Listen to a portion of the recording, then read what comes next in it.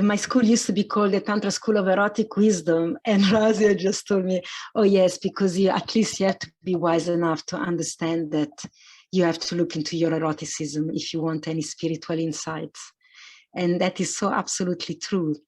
And so when we explore the erotic shadow, we look at the eroticism in the place that we avoid, in the place that are not obvious, in the places that are not being exposed by the light of your own awareness, that you're almost unconscious of it.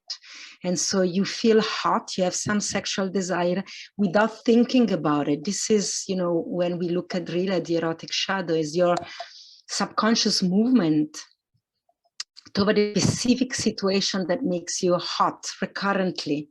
And so clearly, maybe there is something in there that requires your attention.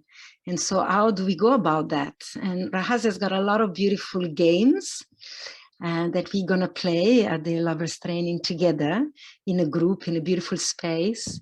And then together we're going to unpack it. We're going to use this space of being together to see what arises, because often what arises really rich and really intense. And so it's also not easy work to do alone. It's so beautiful to do it together with some guidance. And after we unpacked this revelation, because indeed there's always deep revelation in the erotic shadow. I had my own personal experience. I share one of them in one of my podcasts called Fucking with the Devil. And I leave you to find that if you wish. And was a tremendous liberation and unleashed so much energy that I could use for my life since that moment, instead of keeping it trapped in the shadow. And I've lost track of my thoughts now. So let's bring it back to this present moment. So here we got Rahasya. No, this is what I wanted to say. That after we're gonna unpack this revelation, this hot and sometimes quite unnerving revelation, we will have the opportunity at the lovers training to then go back in the traditional practice of Tandava and traditional Tantra yoga and the yoga of touch, which are great containers to really soothe and nourish and take care of your nervous system. So I want to say this because I know that a lot of people engage in deep erotic practice at some tantric retreats, where they go and participate, and they leave the retreats when they're still in the fire of their discovery, and they haven't given enough time and space to let everything to settle and be fully integrated in their body. And sometimes they really don't know how to manage that, and they send back in their life like a ticking bomb about to explode again. And so I just want to mention this, that at the lovers training we'll have plenty time to really rest in what is being discovered and allow the nervous system to embrace it and to relax and to start living this realization, to start bringing them into your life. And so this year we even added 3 extra days. At the end of the retreat is 7 days, and then we added 3 days of silence and naked awareness, where we're only going to meet for 1 session a day, and we're just going to relax into our life, into living what we discovered, so that we can start bringing it into our domestic habit of being yourself, your new self, become who you embodied. And so you get some practice before you go back to your life. And then you're just on your own with all these new discoveries. And it can be quite rich. So, okay, so we thought, I wanted to introduce Rahasya a little bit more to mainly my student and then to all the people that have an interest. Not because Rahasya is unknown, but because he's been living quite quietly in the last few years on top of a mountain called Little Tibet. We calling as a friendly way. He's building a retreat which is called Satya. Satya is a Sanskrit word for truth. But we call it Little Tibet because it really looks like Little Tibet. The landscape look like that. And he's been really quietly doing his thing up there. And so in order to be in his company, it generally requires for you to make your way out there, which is a couple of hours from Cape Town. And Cape Townian are renew lazy people, we know them. It's so beautiful in Cape Town by the ocean, and very few people take the time that requires to go and see him. Only few really devoted seeker meets him there. And so, in fact, he's there right now. And but he came all the way to Cape Town last week, and we had an in-person satsang, and the content that came up that was revealed by this trickster mind that is Rahasya was quite profound for many, for sure for me. And you know, I've been hearing his teaching for 10 plus years before my daughter was born. She's turning 13, so I think I'm clocking 15 years with Rahasya. And I can never stop hearing them. And every time I hear something deeper and something more profound. And so this is an offering for all of you to be in the space with him. And the way I want to really invite you to receive Rahasya is not just with your thinking brain, because in my experience, my brain often just struggles to follow him. He has this ability to rewire your brain while he's talking. And if you think he's talking about something, it gets revealed that no, actually he was talking about something else. So I want to really invite you to be present with your whole being. So in the traditional tantric teaching, it's very clear that your mind resides in your whole body. This is your thinking brain, and language is very limited, and often we've been taught this is the mind. This is only the thinking brain, and it's got a function to think often in linear way and to resolve problem. But the mind we want to evoke here is the mind that is a direct connection with the Creator. And that resides everywhere in your body, the tip of your finger and your hair. So I want to invite you to keep moving your body slightly, especially when maybe the information is super rich and you think, hold on a second, where are we here? What is it talking about? Let it go, take a deep breath. Let's take one together right now.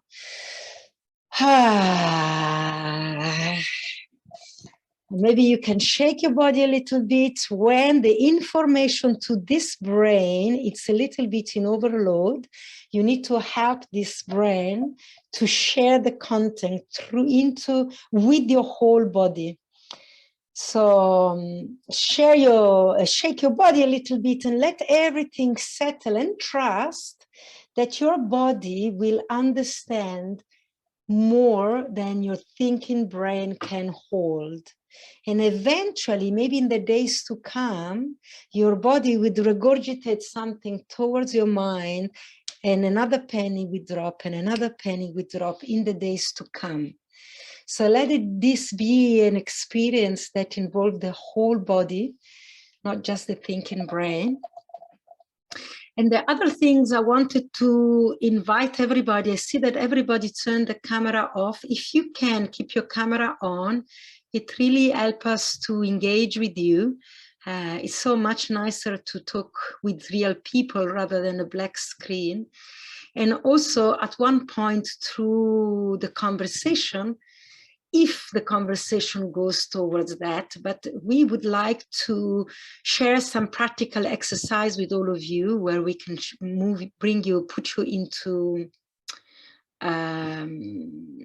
breakout room.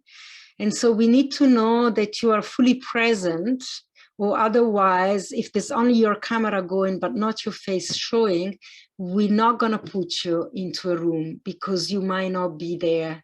You maybe just left the computer talking and you walked somewhere else. And so the person that lands in the room with you will be completely left alone. So when the time comes, if you want to participate to the share room, please put your camera on. And I'm going to leave now the stage to Rahasya. You can unmute yourself, Rahasya, and we're just going to pin you for everybody. There you are. Hello, hello. Hello. Well, hello and greetings to you all. I recognize quite a few from my little Friday night things and from around town and things and other places. Well,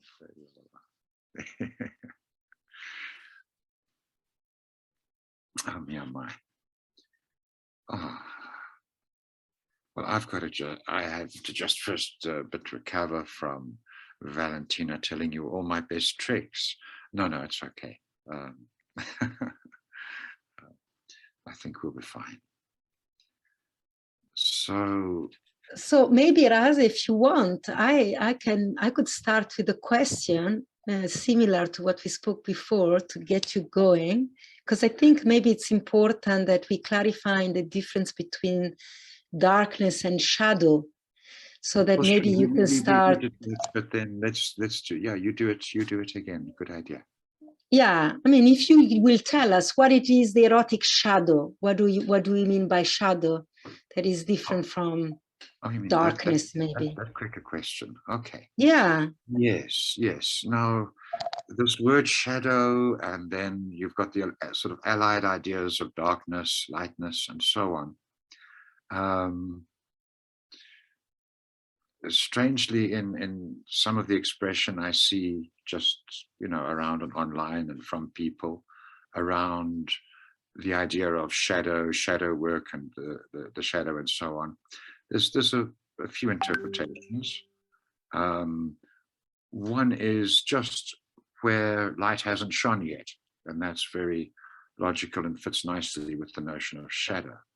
The other one is that a lot of commentators take the shadow thing into more what I would call straight up sort of the story of light and dark. And from a male perspective, very often, light and dark, they talk about the sort of the dark aspects of the feminine as more or less the aspects of the woman that scare the hell out of them. And that's from the male end. Then the light and dark issue is, we could say, really in a way advanced Advaita. Advaita is where you take on two opposites and you explore them both deeply enough to come to their synthesis, because things that you regard as opposites in life are the same thing. And this you'll have discovered in some areas, but there's whole lots of areas where it looks really big or dark or strange or scary to take that on, particularly around the ideas of good, bad, evil, and so on. And the way that I prefer to take this, and also that we're relating it to the erotic, we're looking at what's dark in the eros. Again, there's a couple of levels of it. In strongly awakened women who've really let themselves in on their eros and got into that incredible breadth of exploration that makes men look so tight and constrained and one-focused and boring. The feminine's very expansive. For them, what they call the dark eros is a whole other territory. I think I should refer you to poets like Maya Luna on Facebook, if any of you know of her.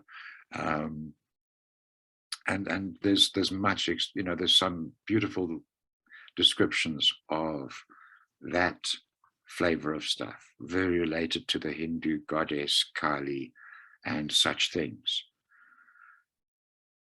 So where we're working with it, with this retreat, and what I'm going to be playing with you a little bit around with tonight,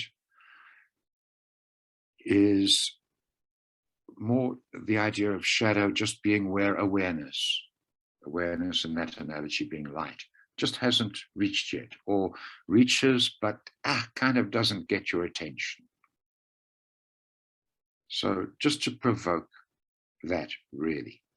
because, well, for us, what's in the light, what's in the dark, what's seen and what's not seen. What's seen can be limited by all sorts of fancy things, just even the way we're raised, what we look at culturally, what we don't look at culturally, and so on. And what's dark or what's beyond the lines of our immediate awareness, what's waiting there, yeah, it's not the deep, ultimate shadow of the feminine, but it's in the eroticism, and it's unseen or unacknowledged.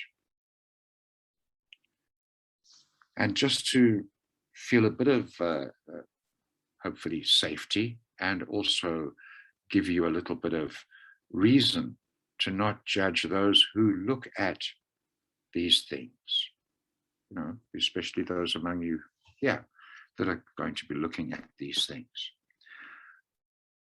Knowing one's eroticism, being aware of it, is it's very different when it comes to, you could say, acting it out in one's eroticism. And we set up games and opportunities in the groups to explore things in a very real, very nitty-gritty kind of way. And some things in your eroticism are probably best explored like that. And some things, it's just the awareness of it that's required. You know, sometimes, very often, even strong enactment that really gets into the guts of what's going on in something. The enactment doesn't look like the whole Hollywood movie that was the fantasy, but it's made strong by that person having let themselves really into the whole Hollywood movie fantasy they have. All dressed up with all the colors, the lights, and everything, you know, looking and feeling and being set up just right. And then the actual enactment is more the quality of a script reading, you know, just workshopping the script, director with a couple of actors. And that's where the real feelings are felt. And, you know, that's where it comes out. So if someone has a crazy eroticism, like one young lady, mentioning no names, I think it was maybe Claire, had a crazy eroticism to ripping a man's heart out while he's on top of a Mayan pyramid, on top of a big slab, and holding that heart in her hands while it beats. And that was the intensity of it, the moment of eroticism, having this life in her hands. And yeah, it sounds like, you know, that would be kind of dangerous and probably illegal to enact, even though there was one guy on the group who heard this and went, wow, yes, oh, me, do it. Oh, you know. And we just did a little kind of a workshop-y thing that I won't describe now, but it didn't involve a knife. It didn't involve anyone really getting hurt. He had a bit of a shock to his system, and she felt a strong pulse of his, but it was just the pulse. It wasn't a beating heart in the hands. And it completely opened up for her what that eroticism was there to trigger, open, evoke in her, because where your eroticism comes from, your desire, and it's just really the clearest, it's the desires of your whole life, your whole eros includes the desire for this kind of employment, the desire for that kind of car, you know, but eroticism is where it comes into the sexual. You know, we tend to separate it out, but it's all the same thing. It's desire. And in Tantra, and from my teachings, you'll hear a lot of urging to follow the desire. You'll hear that Plato says that following Eros brings us to gnosis, brings us to the true knowledge, the true knowing. And these things are all good encouragements. And as Valentina says, you take those encouragements, you live a little harder, a little more real, a little more strongly, a little more aligned with your desires, And inevitably, that's going to bring about a certain amount of getting kicked about and a certain amount of bruising. Yeah, you're going to take a battering. And then for that battering, there's meditations I teach, and the Tantra practices that Valentina teaches are very strong and very lovely for your restoration, for your fortitude, for giving yourself the ability to keep going through territories that you might have noticed in the world most people do not engage with. You know, the general level of eroticism you will notice out in there in the world, we don't even really call that eroticism. We call it a permission eros. It's like, I'll be a good citizen, I'll follow all the rules and everything else. I will not screw around or have sex before my marriage or whatever it is. But I wouldn't turn down, you know, a Hollywood A-lister. You know, if it's a Hollywood A-lister, I will. And then I'll fantasize about the Hollywood A-lister. Now, that's permission eros. It's just with this or that imagining, I can get past my repression. I can imagine what it would be. And it's just the desire with such a person is working on the basic level of just trying to interest them in sexuality, just trying to get the game going, get the process that the desire system in the body, where desire comes from, gets its process going. And so where desire comes from, poets have explored, philosophers have explored, it remains always, it always will be an absolute, delicious, juicy, big, fat mystery.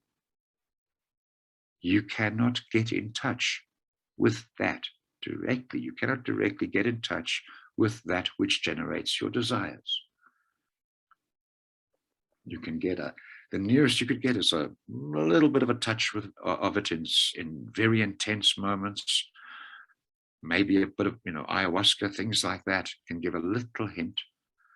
But where your desires come from is a level of you, a level of being below your consciousness, below what you can be conscious of. That's why it's called the subconscious. It's not reachable from the conscious. It's like a separate brain, separate mind within you that has a particular purpose. Once that purpose is fulfilled, it can do all sorts of things with you. You can pretty much almost, you can get in touch with it. You can have a productive conversation with it, or at least make requests of it when it's done its main job. But until it's done its main job, that's all it's after doing. That's all it wants to do. And its main job is to catch you up with all that you have not experienced so far. You know, lots and lots of life has happened. And some of it has been felt in fullness and, you know, so to speak, had. And some of it couldn't be felt in fullness, and it was put away for later. Just as when you type on your little smartphone and you go too fast for it, if your phone's a slow one or an old computer, and you get ahead of the thing, and then suddenly every now and again it'll catch up and pour out these lines of text you've typed.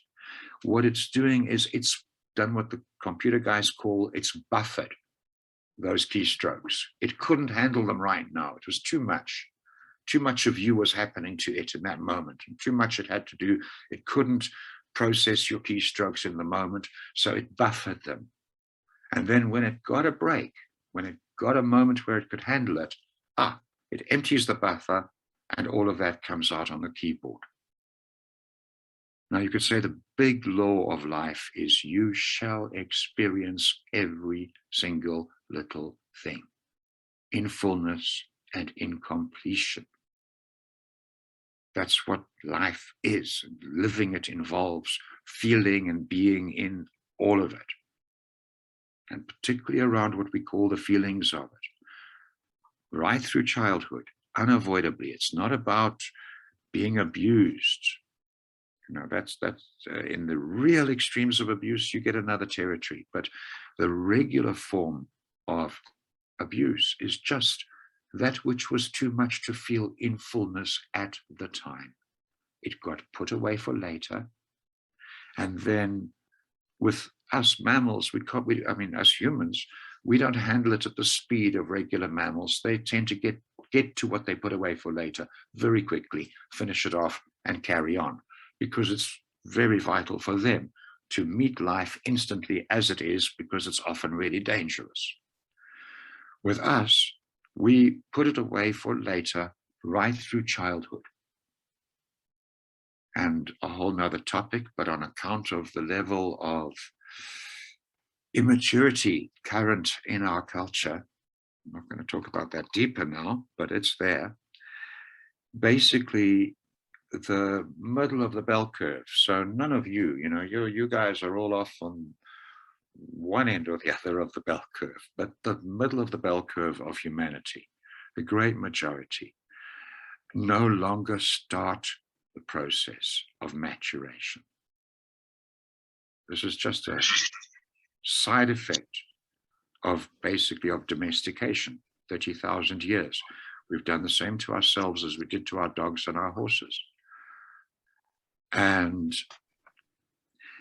maturing happens, an example of how this happens is at 14, a young man is supposed to get hit by his hormones and his desires.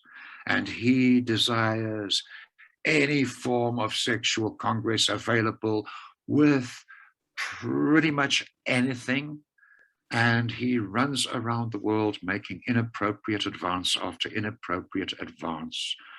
And situation after situation, he faces rejection. He faces being shunned. People call him a sweaty little wanker and chase him out of the house with a broom and all sorts of stuff. And he ends up at home weeping his eyes out, feeling these overwhelming feelings of rejection, which were provoked by his subconscious by giving him the desire to go and approach that strange person or whatever. And he catches up on the feelings of being rejected by mommy when she went to daddy's room instead and locked him in his room.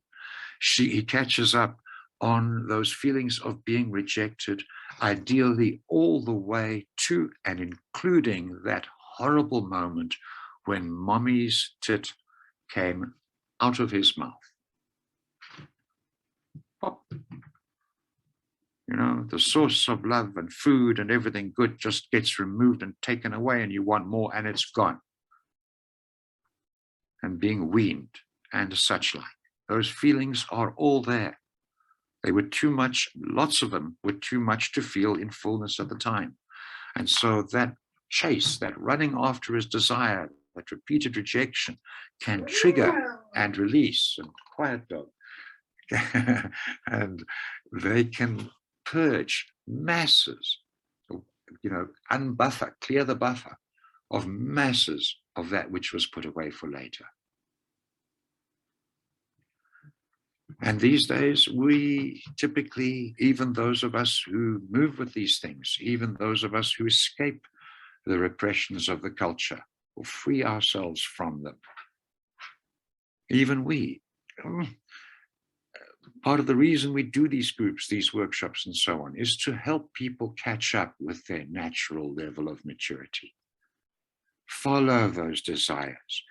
Come to the horrible triggering that you might have noticed. Desire is always actually aiming you at.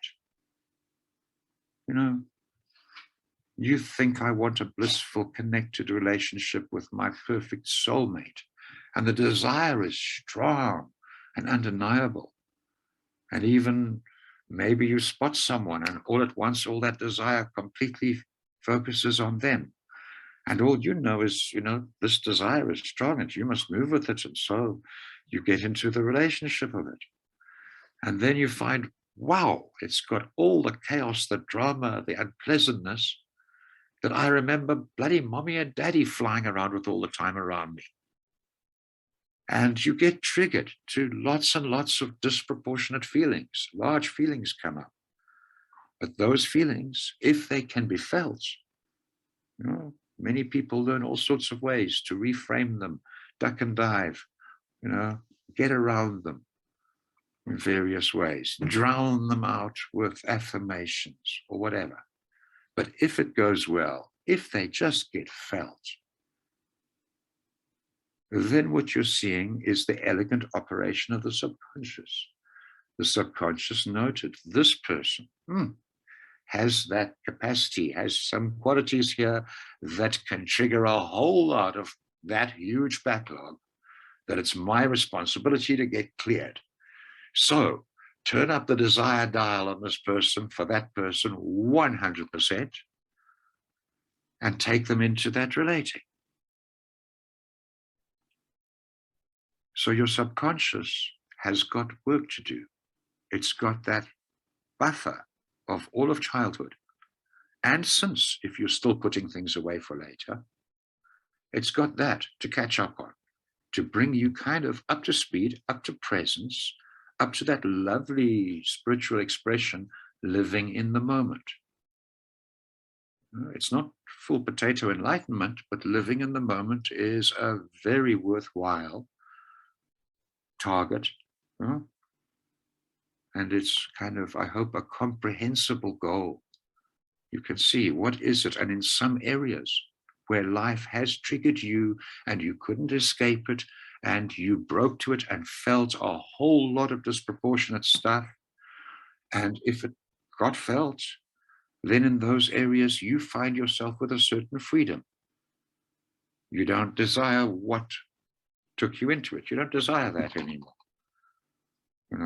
And you can't be triggered around that stuff anymore. You can look it in the eye and go, yeah, well, or maybe you even, many of us, those things become our funny stories about ourselves.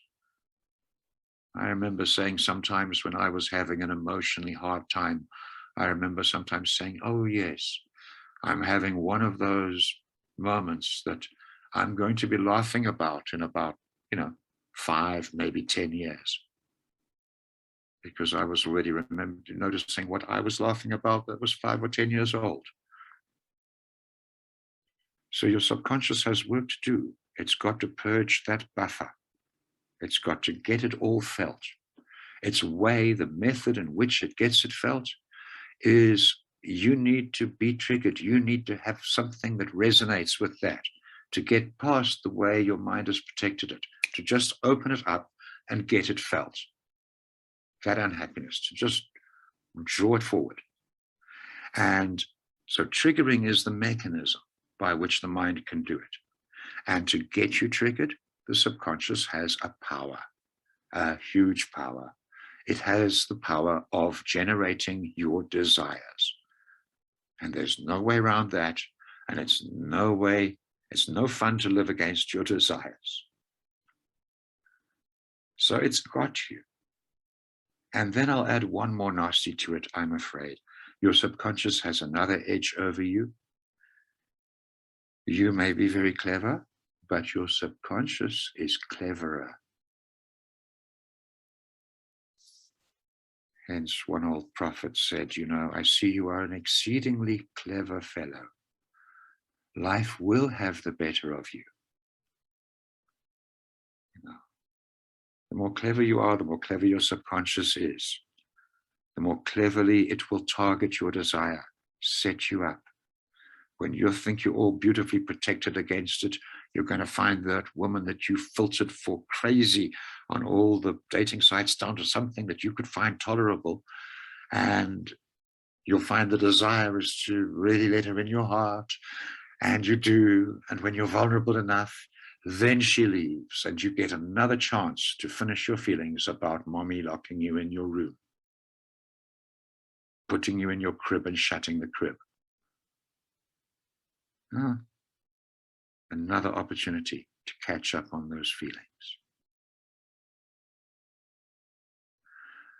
So when it comes to eroticism, the background repression and immaturity of the culture, even if you have the capacity to soar like an eagle, it's not easy when you're surrounded by a bunch of turkeys. So just to loosen up a little bit from that and just take your consideration in a direction we don't normally take our consideration. Take our consideration directly to this question of eroticism and where's the edges.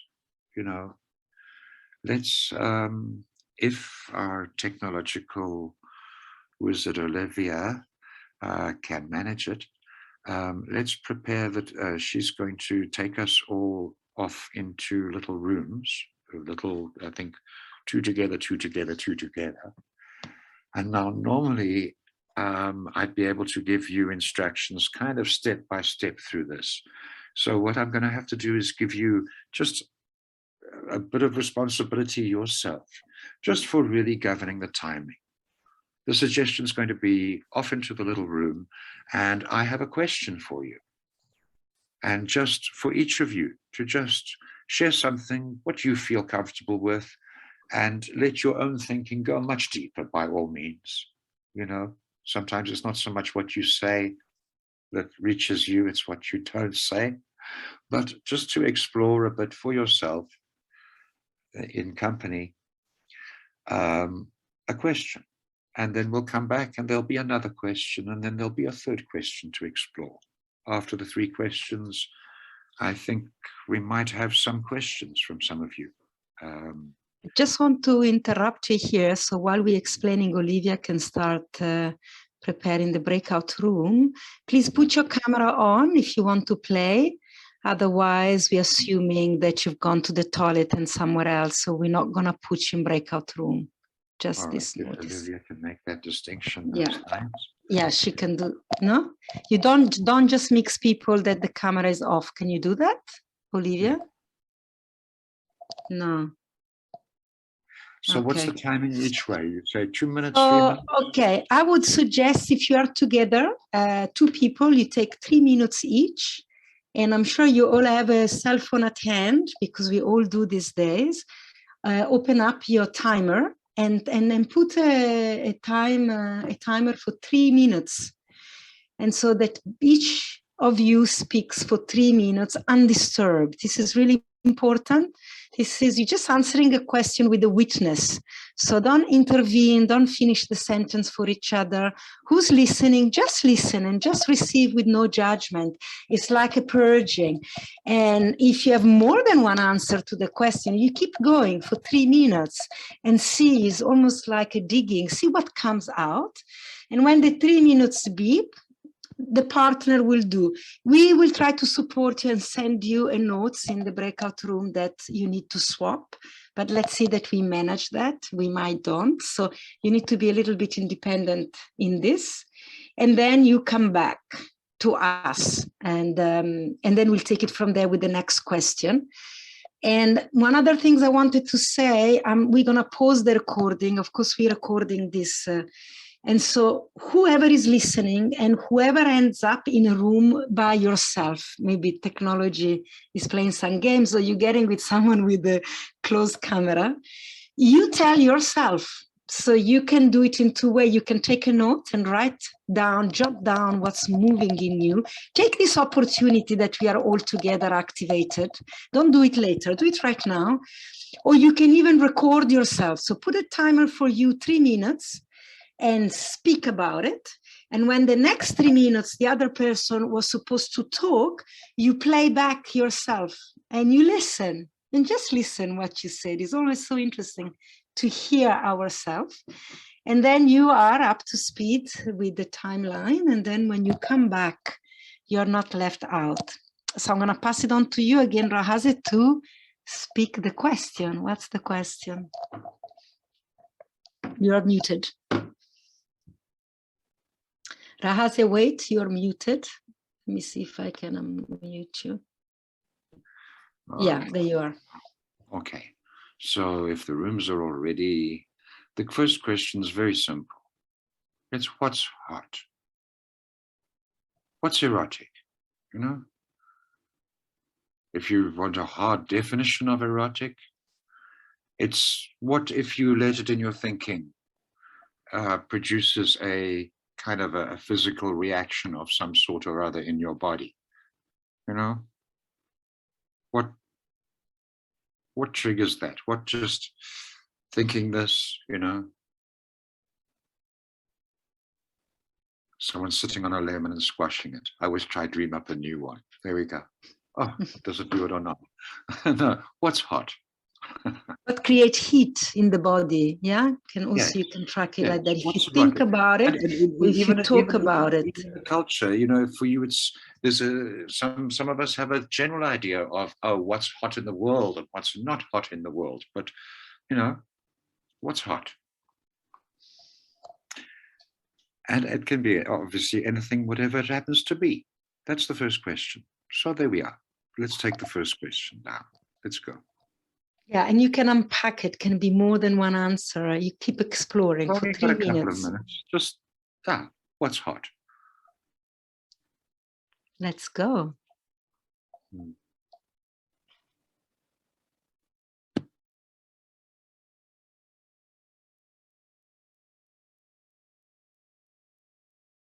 Wait.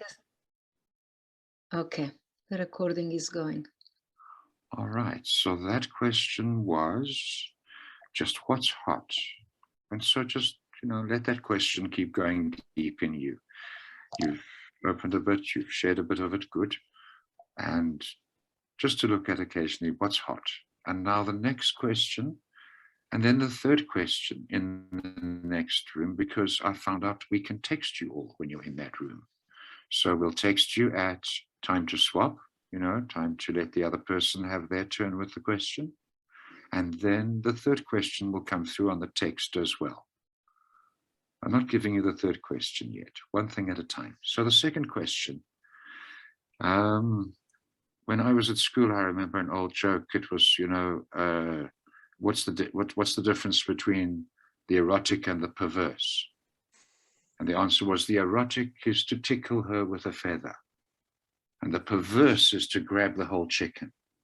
So the second question is, what's over that line? You know, there's the erotic, but then there's the perverse. You know, and I don't mean, you know, the sickest shit you've heard of someone doing on QAnon or whatever, but just what's perverse? Where's for you that line that, this is hot for me, that, but over there, rather not. What's perverse? And so 3 minutes each way, and then you will receive on the text the third question. And so please accept, there will be an invitation that appears to you to go into the room. You have to accept that in order to go to the room.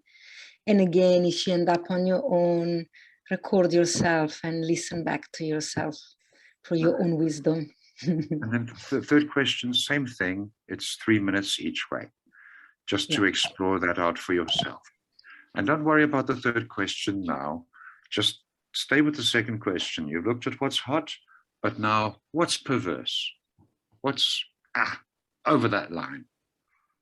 You know, what's the whole chicken? Yeah. Okay, let's go. All right. I'm gonna invisible myself for a bit.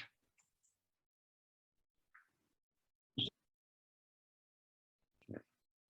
Just to. Do you want to start that sentence again? Sorry, Rahasya, my fault. All right, sorry. Now we record. Yeah, what I'd like you to do with that exercise for yourself is to just let it expand in yourself over time, just into a consideration of, for you, where do you draw the lines? And what's hot in relation to those lines? And perversity, certainly, perversity can be, say, things that the culture really judges and things that are really against your aesthetic, that really, really look wrong. Some of the topics that came up with the few of us that were discussing this while you were discussing it, things are involving death and vampirism and children and animals and all sorts of things. But there's that line of perversity that's way out there. And Are you really okay with everything that's hot from here all the way to that? Or where's your line of perversity? And where do you have, where does desire arise that challenges that? And as I said, it's not about, if you surprise yourself with some realization that you have to immediately go and enact this. That, by the way, was the advice of the Marquis de Sade around this stuff. Terrible fellow. But to know it, to let your awareness in on it. And in that sense, to take it out of the shadow into where you can look at it. Because there is many an eroticism that can do its work in us, do all the triggering, evoke all the feelings we need to feel that we'll put away for later, without us actually, you never have to engage in an eroticism. You never have to act it. There are plenty good Tibetan monks who do essentially this work with not much more than their brother monks to play with, and then they'll get kicked out the monastery probably. So even that, no, they keep it in the Stoic sense, which is very bad if you're managing that by repressing and by shunning it. But it's just as productive if you're letting yourself in on the awareness of it. The triggering you can get out of some unrealistic or clearly way over your line of perversity or really dangerous eroticism by not going there, but knowing your heat for it, letting it in your self-loving and your fantasy, that can do the triggering that the subconscious is after. That can suddenly shift from, when the intensities and the excitements of sex can sometimes shift into tears, or shift into laughter, or shift into a deep sadness. Sometimes this happens, it does happen quite naturally in us. What I'm suggesting is just ways of kind of aligning with that natural process of life, which matures us.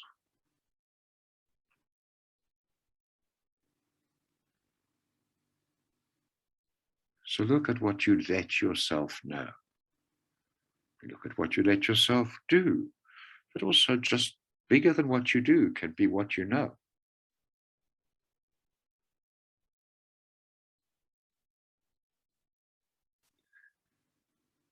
I think we're at like question time. I think I've spoken.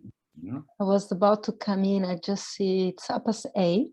So whoever have time limits and needs to leave, you just go ahead and leave. I think it was rich and full, and there will be enough for you to meditate upon. But I also think it would be nice to hear a couple of questions, perhaps, if you have time, Rahasya. Sure. To stay with us.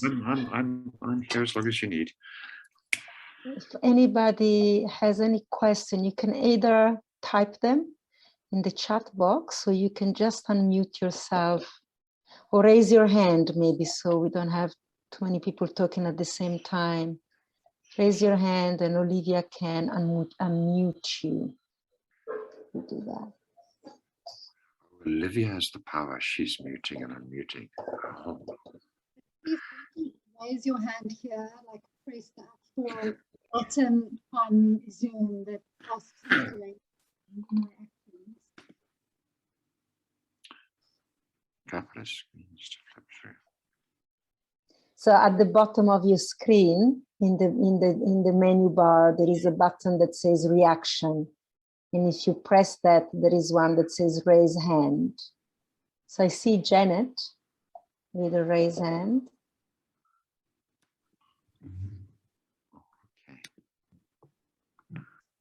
Hey, hello, can you hear me? Yeah, Janet. Hi, Rahasya, thank you so much for your time. I really appreciate it. I've got a quick question, and it goes back to your intro. were you saying about that this process that we go through with Tantra helps us live in the moment, to be more present. And I had a little bit of a question about the chicken and egg story, like can some sort of practice like mindfulness just help you live in the presence, and then you won't have in the present, and then you won't have these distractions? Or do you have to get rid of these repressed desires, etc., and then you'll be able to live in the present? Or is there something like non-duality where I have a little bit of experience where you say, okay, there's only now, there is no past, there is no future, there's only now, and those kind of practices would be sufficient? I mean, do you really have to go through this process of Tantra to address, let's say, past traumas? Let's say we have early childhood trauma, etc. But if in non-duality you say, we have no past, we have no future, there's only even here and now. I mean, I think you get what I'm asking. Yeah, there's a couple of aspects to that. It depends the depth of practice, and to an extent the agenda of the practice. What a lot of the monastic schools are aiming at is one of the distinctions of the monastic and the tantric. For me, that's the distinction, really, is in a monastic sense or context, the student is after improvement. In the classical Buddhist model, they're after increasing or gaining merit, making their next life a better shot at things, and so on. The tantric, sort of where the line happens between that and Tantra is what they would call the in one lifetime schools. So it's not about an improvement, it's not about gaining merit, it's about getting to the big answers and the totality of it all in one hell of a hurry, in one lifetime. And the methods which suit that approach tend to have to involve a lot of really worldly experience, every bit as powerful as the spiritual experience. And the monk is, of course, separating the two and tending to leave the worldly and do it in the spiritual context. And the tantric approach doesn't mean you have to visit everything or do everything. For example, back in the day, let's go back to the old days of knights in armor, and someone loves a beautiful Guinevere, but she's got the Arthur. Lancelot loves Guinevere, but she's got Arthur, and she's the king's woman. He can't have her, but the desire, the wanting, his subconscious floods him with it. He doesn't have to ever make love with her to have the triggering that his subconscious is after. If he spends a few nights on a hill far from the castle, watching her candle at night burn out, and finally, when she goes to sleep, weeping his heart out at the impossibility of the resolution of his life, those huge disproportionate feelings which he is feeling are the feelings which need to be felt, which have been buffered, which are what in other languages and settings we'd call trauma, that he is, or you could say, purging the trauma, or I prefer just catching up on life, catching up on the experiences which have been put away. So it's not, tantricas tend to get this reputation and image of being really insane berserkers, and I'm not saying we're not, and we absolutely give ourselves permission to go there.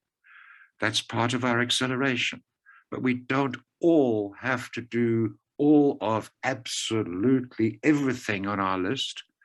We can get through a hell of a lot of it in conscious self-loving, for instance, a lot of it.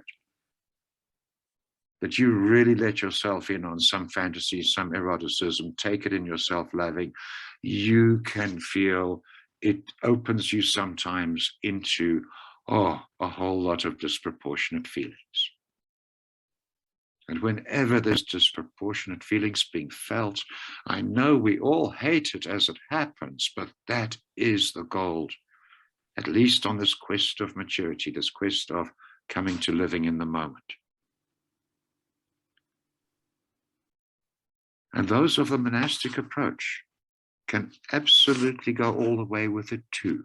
And you get the weird crossover that I love the history of. It's my favorite part of old Tantra stories, is the weird attempt made in Tibet back when for Tantra teachers to actually form monasteries and kind of cross that line of the monastic path and the tantric path. And anyway, I find it a thoroughly fascinating area. But around there was there's some practices where what a tantrika will typically do in the world with his body, the monk was doing in his imagination in his cell. They're both responding on the same thing. They're both responding and being aware of and allowing their desires. Huge difference between allowing your awareness of your desires and acting on your desires, you know? And and it's the monks may draw a line right and wrong there. That is tantrikas. We find sometimes there's a desire, man, it's got to be acted on to really get it, you know, and sometimes not. But the monks would work themselves on getting through that journey, that maturation process. And they would get through it. I mean, the maturation process, getting to the quality of living in the moment. Many a good monk attains that, you know. We're not talking the full potato. This is a limited objective. It's a significant milestone in life, should you reach it. It's one that belly of the bell curve, the bulk of humanity, in the Buddha's day, 50 years of sex life. So by the time they were 65, 50 years of just having their desire do what it does. And anyone of that kind of age was a steady person. They met you as you were. They weren't in a whole feeling of being triggered and having to come through that to interact with you. We used to revere just age as such because we thought just age gave you that. Growing up gave you that. Nowadays, as I was saying, most people, they're not growing up, they're just growing old. And you get plenty 90-year-olds still chasing pussy. And you still get plenty of 90-year-olds still in there, you know, they're nowhere near living in the moment. They're completely sensitive. They've arranged their whole life to avoid their triggers. Yeah. But in the old sense, regular people, man, they got there. 50 years of sex life, 50 years of having desire, working on them, did it. In the monastic setting, they claim 20, 22 years. On the tantric approach, they claim 7 years. And what has consistently awed me throughout this last 18, 19, whatever years it is I've been teaching, is the astounding pace that Valentina and quite a few of you and Shima there, the pace at which people that I've worked with, the pace at which I see them catching up to what you'd call the natural level of maturity, catching up to the maturity of their age, their physical age, and then going beyond. And the extent to which you manage. And look, this is tough stuff, you know. You can look at it consciously and logically, and you can tick all the boxes and go, yeah, I'm giving that a try. Wait until you're next goddamn triggered and see if you remember, oh, it's important to let these feelings be felt. If it's not appropriate now, I'm just going to wait till I'm home, but then I'll get to it and I'll fucking feel them. You know, look how you find it's very tough to do this, to manage it. And it's a thing of, it's not a thing of fail or succeed, do it 100% or give up. Not at all. If you manage it 1%, great. If you manage at 10%, awesome. Any little bit where you can let yourself align with your desire, let yourself align with the subconscious, that's when you move at speed. You really, really cover ground quickly. You purge fast. I mean, I can be jealous about it sometimes, you know, the pace I see my students move at. Like, I had to go full lifestyle immersion for 4 years to get that lesson. And here in my sessions room, 2 hours, 3 hours, and boom, they're through all that territory. Like, just by aligning with it. Hence the speed. I mean, Tantra's large focus is about the speed. In the other schools you mentioned there, there's also a shift sometimes of objective. It's a totally noble and very meritorious objective in the Buddhist schools to aim for what is called bodhicitta, the mind of the Buddha, the understanding of the Buddha. And there's a lot of what's called the non-dual, and some of the Advait schools in India, some of their practices can take your mind there. And you can have a mind that is attained at that level. That says nothing about how it's going to go in your personal life. Yeah? Yeah. It's saying nothing about your chakras from the heart on down. But you can be all lit up here, you can be expressive of it, and you can love it. But there's a certain limit to bodhicitta. It's not the full being, you know, it's... Anyway, I hope I've kind of answered your question and gone a little bit further here and there. Yeah. Thank you very much. Thank you. I saw that Alexander has a really nice question. Do you want to speak it, Alex? Alexander? Or is it in the chat box thing? Do you want me to read it, or do you want to talk it, speak it? I had a question, and Alex, so the written one was mine. I was just curious about your take on the difference or the similarity or the link between what I find perverse and what turns me off.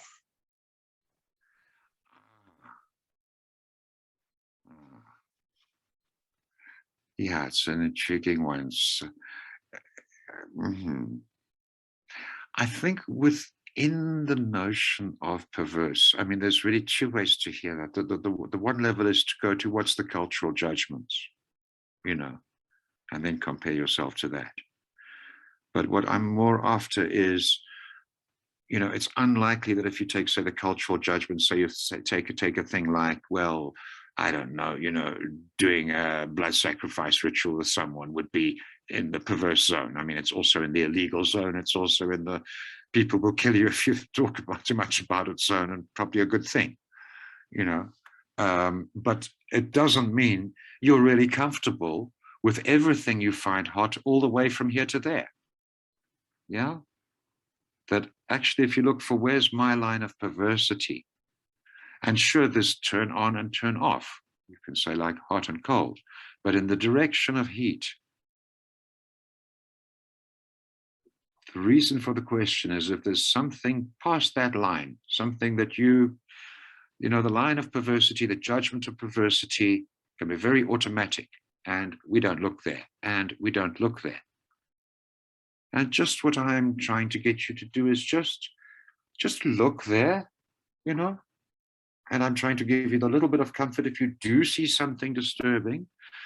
There's plenty of ways of working with it without necessarily having to do anything difficult, dirty, or dangerous, you know? And it's okay to know, and just knowing it. For example, I mean, this happens with men, it happens with everyone. Just letting yourself in on, oh my God, I'm so hot for this or that sick thing, whatever it is. Oh, and feeling a whole lot of disproportionate feelings of self-judgment. Oh, I'm a pervert, I'm this, I'm that, I'm the other, and I'm a bad person, and so on. and that kind of thought attached with a whole lot of feelings of, oh, threatened, etc. Well, what's all that disproportionate feeling? Can you imagine any childhood where there isn't some of that put away for later? I mean, have you heard what parents say to children when they're changing a nappy and it's a bad one, you know?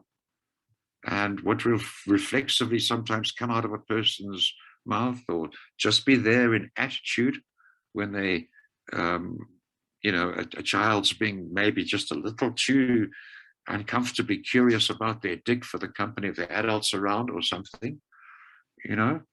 There can be a whole lot of feelings put away for later about being a horrible little pervert or being a bad little creature, or, you know, being caught in the tent playing spin the bottle with the other children, or whatever the game was.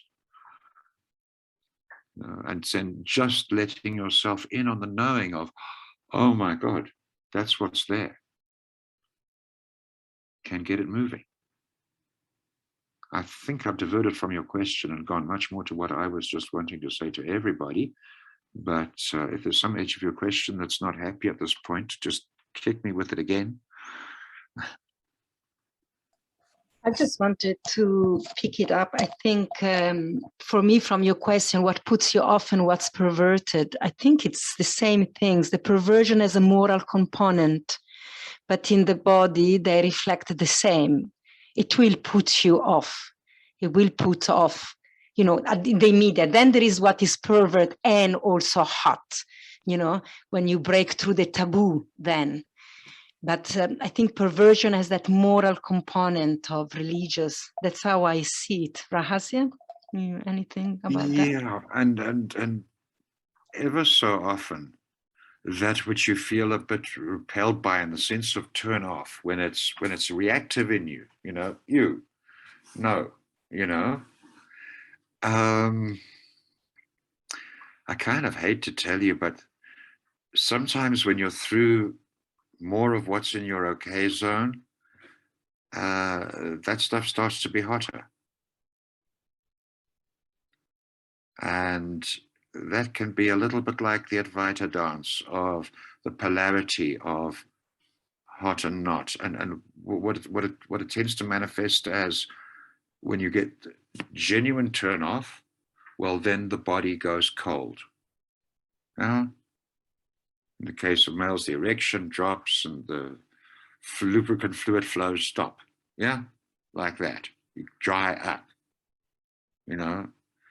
But then you get a line where you'd call it turn off, or where you'd call it perverse. And for some people, it's just as simple as coming to someone like me that's being practitioner with a massage table and just lying down naked on the table and feeling stuff, that there's a quality of perversity there. And it's more a separation in the body, as in the mind has a view. This is so wrong.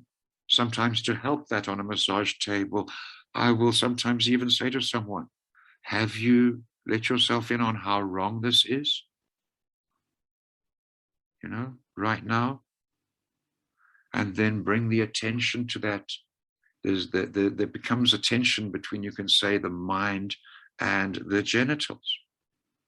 That the body, the genitals are saying, oh yes, yummy, bring it on. And the mind is going, not a fuck, this is no way, nothing doing. And when there's that tension between them, if that's where your question touches into, you know, the turnoff, if the turnoff is that quality that the body's not turned off, but the mind's going no, then the tension between those things, if you can bring your attention to that tension, and the reason is just it keeps them both present. They're both part of your experience. And if you let them be experienced in you simultaneously, then what's called in Advaita schools will call it the synthesis of them arises. You find, in a sense, the wholeness of it.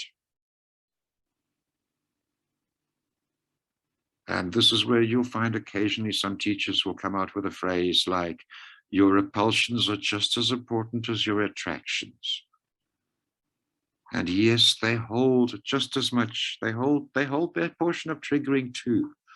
And they're kind of negative in the desire zone, but they're in the desire zone.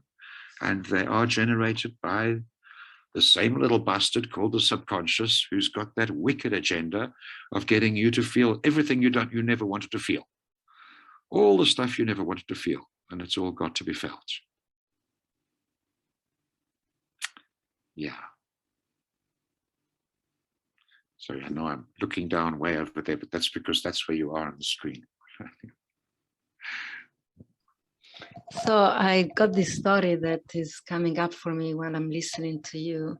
I'm just gonna briefly share it. That there was a time that a client came to see me, and it was a young man in his 30s, maybe not even 30. And he was telling me that he was getting off by looking at granny porn. And I don't know what he meant for that, but then he expressed his desire to have sex with me. And although I was 45, I was like, oh, okay, thank you. I'm your granny now. So I had to go through my own set of feelings there, clearly. And then I was like, okay, sure, we can do that, but just be aware that you are fucking your mother. And, first I let his eroticism to build up. We didn't have to even be naked, it's enough to sit in each other's lap and just let him, go into his arousal. And then I said, okay, we can have sex, but that this is your mother, you want to really fuck. And that was the put off where he said to me, oh, now you put me off completely. Now I've lost it completely. And then something, and so of course the body detached and this eros subdued, and then this tremendous tenderness arose with him to the realization, that he wanted to have sex with his mother because he was feeling his rejection. He always felt rejected by her. And she was choosing Jesus every Sunday rather, he was going to this big church. This was the story he shared with me, before we got to this point. And he would leave him and his brothers alone every weekend. And she preferred to go pray. And, so together we unpacked that this desire to make love with his mom was to enter her, to reclaim his importance, to feel that he met her inside her body. And the moment that, this became obvious, the erotic charge dropped, So he was so charged by the grannies until, I helped him to see him that he was his mom. He wanted to love and be loved by. And then the charge was gone. So, that addiction to that type of porn in that moment was finished. Because then every time he saw that, he was reminded of the little boy that just wanted to love mommy. And then it wasn't a sexual charge anymore. It was just really a longing of the heart, and he could honor that and see it and didn't have to hide behind the fire of the eros. It could be seen. And most importantly, he got to bit by bit feel his way through those feelings, yes. Catching up. Yeah, he was completely unconscious of it. Although in the story, he had the story, but he didn't realize of the feeling in his body, that this was the desire, like you open, and maybe we could wrap up with this in this story to clearly see that when he followed his desire with the mind, he didn't want to go there because he wanted to feel like a big man. And the big man doesn't have tender feeling for mommy. But then the man had erotic feeling for elder women. So that's where his subconscious mind was taking him. His desire was taking him there because he wouldn't have gone there with his logic mind. And so it's Eros had to take him there. In others and in yourself with a lot of hindsight, one can notice the elegance, the cleverness of the subconscious, the artfulness of pointing a desire in some direction, and then it working out that desire brings about just the right triggering, gets just the right, gets right past the resistances and to those feelings that were put away for later, and gets them purged. I mean, his realization of being the little boy with that, I'm sure it went with a lot of strong feelings arising. And it was also an opening to feeling the feelings of it directly, without needing the eroticism of the granny mommy thing to take him there. He just immediately got more directly to just what this is about. It's about those feelings. It's about, I love mommy and I couldn't get through with it. Couldn't get her to register it. Couldn't get her to appreciate that it was the fact. Yeah, I was kept at the distance and now I really wanted to get close. So Shima, I see you're unmuted yourself. There's something you want to add?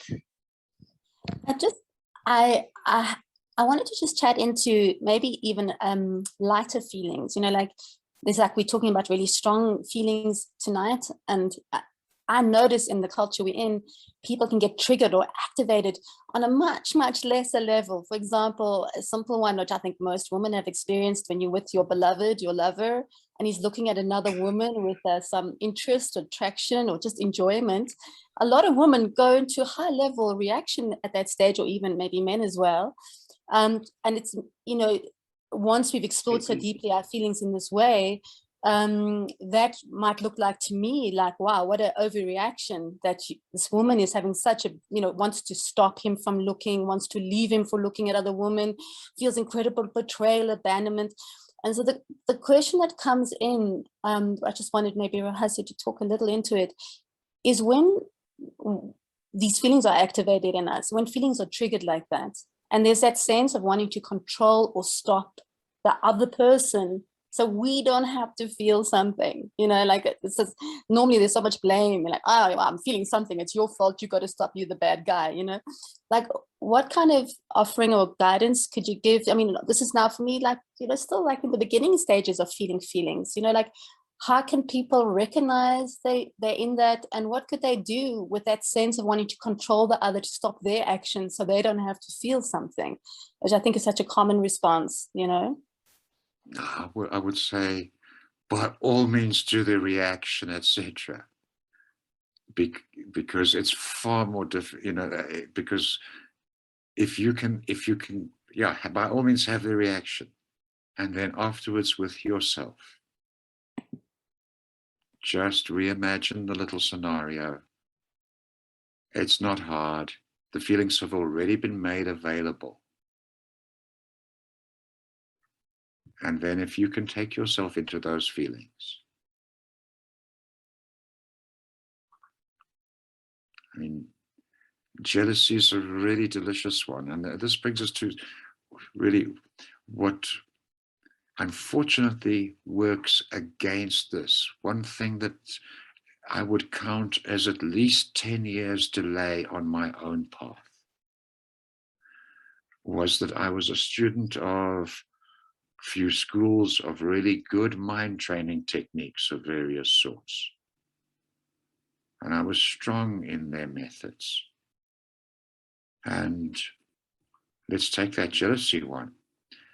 I was the least jealous person on the planet because I knew full well jealousy is a fear of comparison.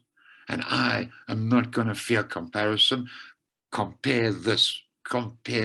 I'll put myself on the line. I'll go to the wall and I'll give you something to fucking compare. That was my kind of attitude around jealousy.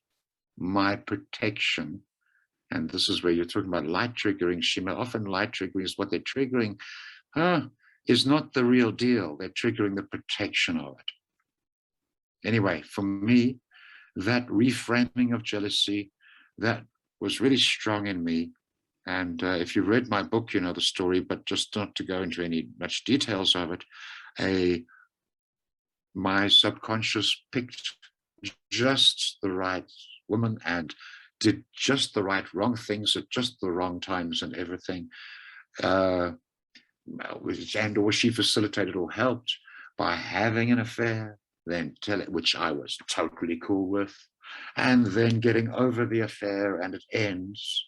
And then nearly a year later telling me, actually, it's been on and now I'm going to be leaving you for him unless here's a bunch of ridiculous demands which you will comply with. And that was enough. I mean, I like to think if I'd managed to resist that, she would have found another level of it. But that was enough to trigger me. And I was in the rage of jealousy. I was overwhelmed with it. A full year later, I woke up like every morning with the first thought in my head being, you can't kill him today because you're the obvious suspect.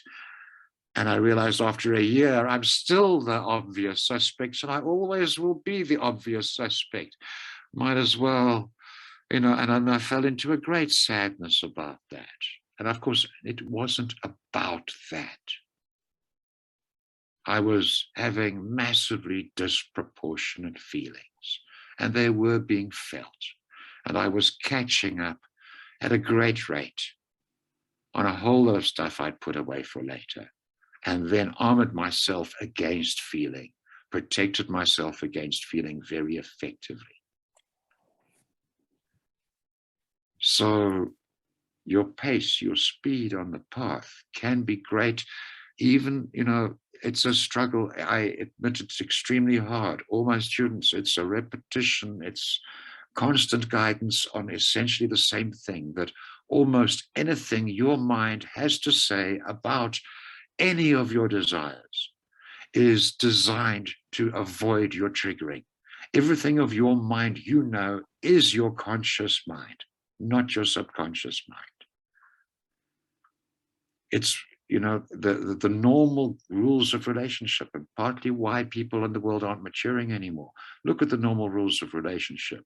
Is I get together with you, and then we work out what each other's triggers are, and we make a lot of effort and agreement and everything else to never activate those triggers, and apologize the hell out and go to therapy if we accidentally do. Yeah.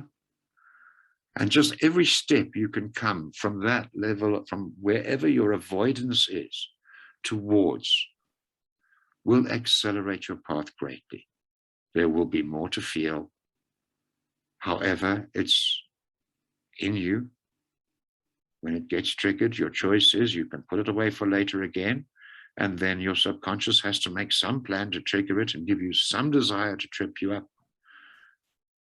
Or you can just feel it, let it be felt. I'm going to jump in here with the last question. I think I see people are leaving. They are clocking 2 hours now. Milandra is asking, can a longing in the heart be without any triggers? Can desire be free of triggers? Once its work is done, then the subconscious becomes available in a whole new way. One characterization of it is you move from the quest of finding your freedom from things, and you can start the process, start following your freedom to. And your freedom from is a loud, demanding urge. It's almost like the Tao Te Ching says, your hunger is a lean pig. It's very insistent and demanding. And when its work is done in you, yes, or in areas where its work is done with you, there's areas where you find peace. Those are areas where you faced your triggers, you felt your feelings, you can't be triggered anymore. And then in those areas, you will know the urge of your freedom too is a much, it's called the still, quiet voice. It's not demanding. It manifests as things like a frivolous curiosity or a casual intrigue, that kind of feeling. Not, oh, I must, you know. A gentle attraction. Yeah. But until its work is done, or very significantly, largely done, until it's very happy with the rate at which feelings of the past are being purged, are being felt, are being finished in you, being experienced by you is really the point. It's, you know, you think things are coming around and around again. They're not. Your defense is stopping it at a certain point. So it has to go around again. Whenever you find a painful cycle in your life, look for what you're not willing to feel. And get alone if you have to, and get into feeling it. Yeah. Right. Thank you, So Rahasya. sorry to give everybody such bad news. What is the bad news? Oh, I don't know. Certainly I would have considered this bad news at plenty of points on my part. I think it's a beautiful part. I was so good and so well armored against my triggers. Fuck, I was well armored. I was shiny and polished. And until I met forces powerful enough to crack up that armor, I wasn't going anywhere. So I think, you know, it requires a willingness also to wanting to go somewhere, you know, so this is not for everybody. And some people don't want to be triggered and cracked open, and that's also fine. Yes, and 90% do not start the process. Yeah. So it's a personal journey, and I just want to add this: do the work yourself. Don't try to force anybody else's to do it with you, or because you are doing it, or for you. You know, you can find plenty triggers and opportunity for yourself to move. And that's just the Tantra to life. Tantra is about speed. Speed just means more bruising, more injury, quicker, but you know, more speed. Get there first, but a bit more bruised. Or not. Maybe we leave this for another conversation. Okay. Thank you, everybody, for showing up. If you want to get in touch with Rahasya more personally, I think you can join his school on Facebook. He's the Advait Tantra School of South Africa. And also you can support his project in building the retreat center in the Little Karoo by joining, there is a group called Little Tibet Supporter, yeah? Yeah, there's also on the Advait Tantra School, there's a post from me there about that as well. So yes, but if you feel to get any closer to around this stuff, by all means, yes, get hold of the Facebook group. That's the best place. Or come to the retreat in December, and then you can go really up and personal with him and me and few of us present today. And I think we're good to go. Olivia, is anything I'm forgetting? Maybe we should say? No? Is it good? You good, Rahasya? You want one last word? Oh, no, just thank you all for your interest and your courage. This is scary stuff to look at.